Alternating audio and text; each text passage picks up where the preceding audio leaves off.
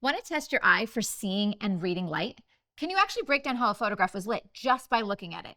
Well, that is actually exactly what we're going to do today. I am going to show you a photo, in fact, this photograph, and you're going to take a guess at how it was lit, and then we're going to go through my process step by step to analyze exactly what the light is in the scene. And don't you worry, at the end, I'm going to reveal the behind the scenes setup so you can see exactly how right, or maybe wrong, you were with your guess.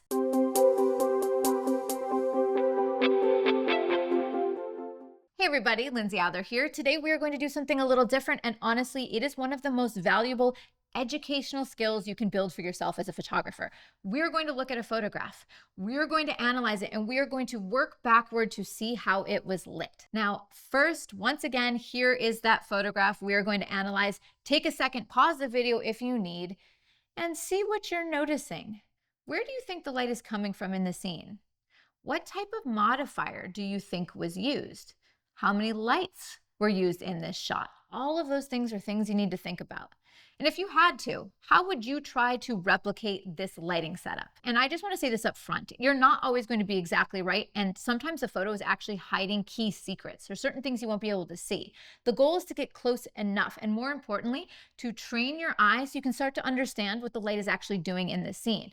And you're going to get better and better and better at this. Now, one of the reasons that this is such an important skill is because you can start learning from any photograph you see. If you're looking at a magazine, you're scrolling on your phone, when I'm sitting on the subway, I can look at any photograph, start to analyze it, and I'm going to understand how it was created. And you guys are in luck because in the description below, I have actually linked to you a completely free guide called Seeing the Light.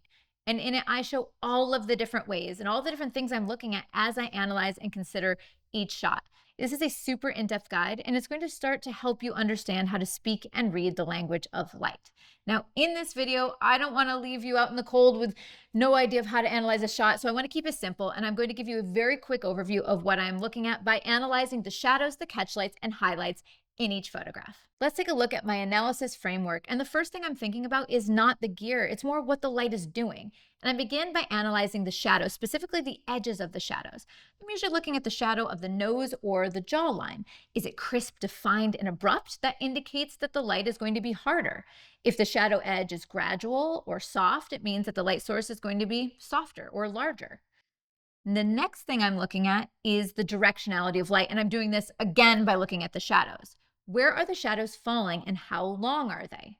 If the shadow of the nose is really long and far off to the side, it's telling me that the light is also far off to the side. But if the shadow of the nose falls directly underneath the nose and maybe it's really short, it's telling me that the light maybe is a little bit lowered. It's maybe more centered to the face. This sort of look at the shadows is giving me major clues about where the light is positioned and the height, all those things relative to the face. But there's one more thing that the shadows tell us, and that is how dark are the shadows? So do they fall to a deep dark shadow with minimal detail, or are they brighter? Are they filled in, or maybe somewhere in between? If the shadows are a bit darker, that's probably telling me that there really isn't any fill light, maybe even negative fill. But if they're lighter, maybe there's a reflector or another fill light that softens and lifts up those shadows. So the shadows, you can tell it's showing us a lot, but next we have to move on to the catchlights, and that's the reflection of the modifiers in the eyes. This is one of the biggest clues, because if I can see that catchlight, I can often tell what modifier was used in the shot. Is it round? Is it square? Is it unusual? Is it abnormal? Usually I can tell if natural light is being used, if the catchlights are really irregular. And often I might even see more than one catchlight, which indicates that there are multiple lights or even reflectors used in the illumination of the subject. So we've got our shadows, we've got our catchlights, and then last but not least, I'm looking for other highlights. Is there a rim light on the jawline or maybe some hair light? Is there illumination on the background? These sorts of details help me figure out really what's going on in the shot. Is there more than just a single light? And remember, in that free guide that I've linked you to, I go through all of this in so much more detail, much more in depth. But what we've talked about here is going to get us started, and we are ready to take a look at that photograph once again. All right, so let me tell you kind of what I'm seeing as I first look at this image. Now, of course, I see that there are multiple different light sources in this scene. I'm seeing some rim lights, I'm seeing a main light, I'm seeing a fill light, and part of what's the giveaway of that is that there are different colors of light. Now, I really do go in and I start by looking at the shadows, the catch lights, and of course the different highlights. So let's begin by looking at the main light on the face. Now, initially what I'm looking at is I'm looking at that nice smooth highlight on the forehead that's telling me it's probably a little bit of a softer light. I'm also seeing a little bit of the shadow next to the nose. It's telling me that maybe the light is slightly off to the right, but it's pretty low, because otherwise the shadow from the nose would be pointed downward a little bit more, or it would be a little bit longer if the light were far off to the side. So it's just slightly off to the right there, and it's pretty low. And another giveaway about its height and the type of modifier is that catch light. So if you do have the ability to zoom in, which I do in this case, I can tell, first of all, the light is a little bit lower because I see that big catch light, and it is round. When I look at a modifier like this, it's telling me it's probably an octabox or something really similar to that. It could maybe be an umbrella with diffusion, but that shape is looking pretty much like an octabox. So far I have an idea for the main light, where it's going to be placed, as well as the modifier. All right, so next up, let's see what else we have going on here. Well, I'm seeing some orange and blue in the scene, so let's try to tackle them separately. First, let's look at those multiple highlights of orange. They are off to the side, acting as rim lights. I'm seeing on the side of the body as well as the side of the face, and they're relatively soft. So this is telling me it's not going to be something like a bare bulb or a Fresnel or barn doors or anything like that. It's going to be a slightly softer modifier choice. So far we've paid attention to our main light, our rim lights, but there is another light source for sure in the scene, and that is the blue light in the front. We have some sort of blue fill. And I can tell by the directionality that is definitely a little bit more on the left-hand side of the frame, because it is brighter on the left than it is on the right. And you can see kind of the angle if you look at the reflections in the eye. It's not super high up, it's actually lower. Now, this is where that secondary catch light is giving us a big secret. You're seeing that this is a narrow strip. And although this could maybe be a strip light, honestly, it's too skinny, it's too narrow. It's actually telling me that it's likely something like a pavo tube. So Nanlite is a continuous light company. They make a whole bunch of different tools, including something called a pavo tube. And so one of the other giveaways that this is likely continuous light is, if I analyze this a little bit closer, do you see how her arm is a little bit out of focus? There's a fall off of focus of light. Continuous lights are typically a little bit lower powered than you would have with strobes, which would require you to shoot at a wider aperture or a higher ISO. And so you might find the fall off of focus like you do here. So far, I've got a soft light source on the face slightly to the right-hand side. I've got two softer rim lights that are orange to the left and right. I've got a pavo tube from the front that is blue. Is there anything else in the scene?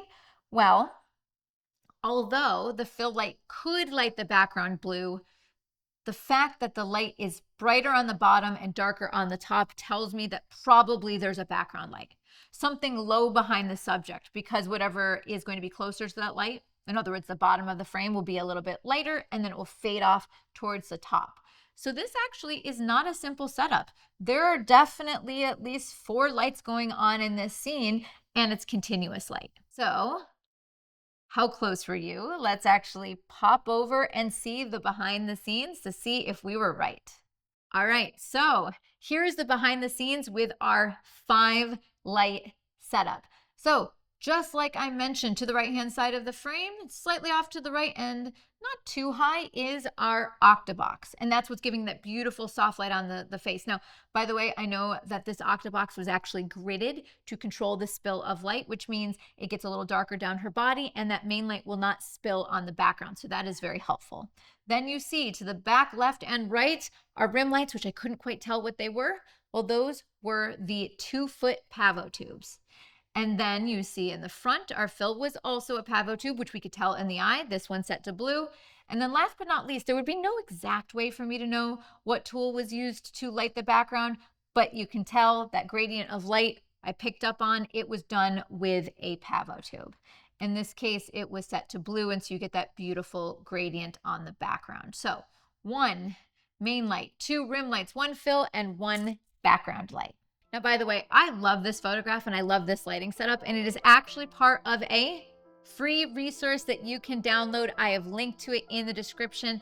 This is using the Nan light kit that I put together in conjunction with them, which has 4 different pavo tubes, including another FM mount continuous light. And there are so many different variations of setups you can achieve even with this small kit. So if you want to check out that free guide, you can find it in the description.